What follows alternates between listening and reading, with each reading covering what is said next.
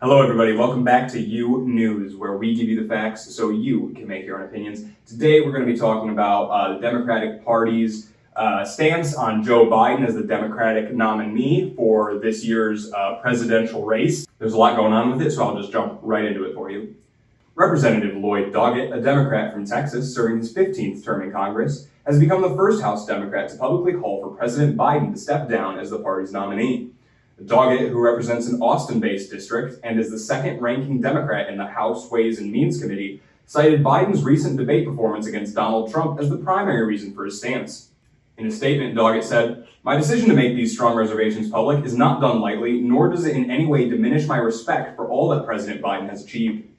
He called on Biden to make the painful and difficult decision to withdraw, drawing parallels to former President Lyndon Johnson's decision to withdraw under different circumstances.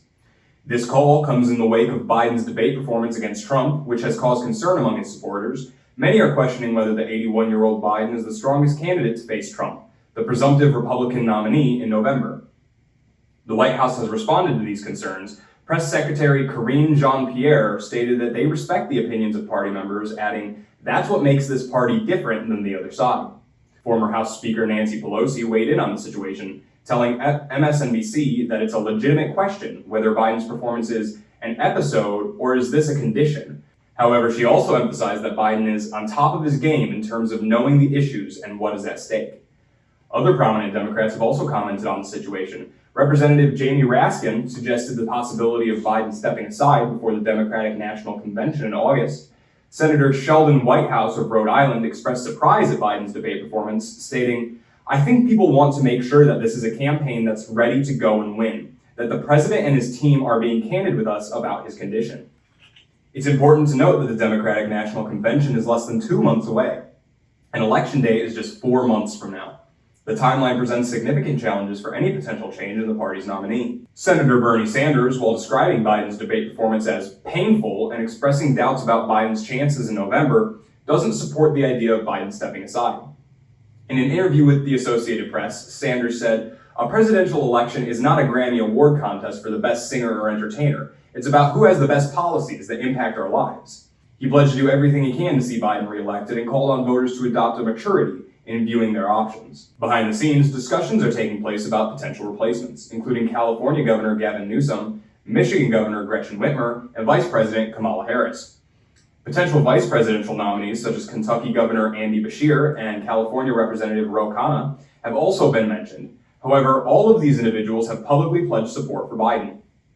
The Biden campaign is downplaying these political problems. They released a memo claiming little support was lost after the debate.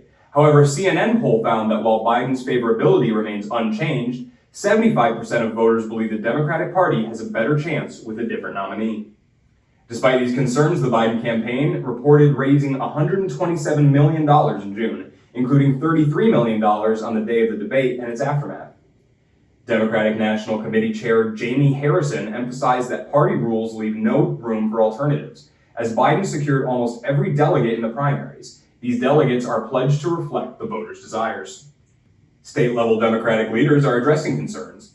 Florida Democratic Party Chair Nikki Fried is working to calm worries about Biden's mental acuity, while Michigan Democratic Party Chair Lavora Barnes is addressing volunteer questions about the debate performance. Vermont Senator Peter Welch acknowledged that the debate intensified questions about Biden's age, noting that the campaign is aware of these concerns. For his part, President Biden has acknowledged that the debate didn't go well for him, but insists he is ready to fight for a second term. If reelected, Biden would be 86 years old at the end of his second term.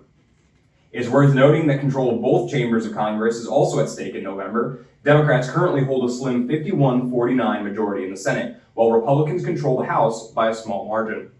All right, everybody, I know there's a lot of information that went back and forth there. This one did take a little bit of time to put together, but I'm excited to get it to you, excited for you guys to see it. A couple of things I want to mention. We've been expanding a lot recently. We are now on Instagram, TikTok, and Facebook. Soon we'll be on Twitter as well. If you want to go into the link below, you can find all of those in our link tree. You will also find in our link tree and below that an option to support us either with merchandise or by becoming a Patreon member. The lowest subscription is $5 all the way up to $50 with varying levels of perks. Obviously, it's up to you whether you want to do that.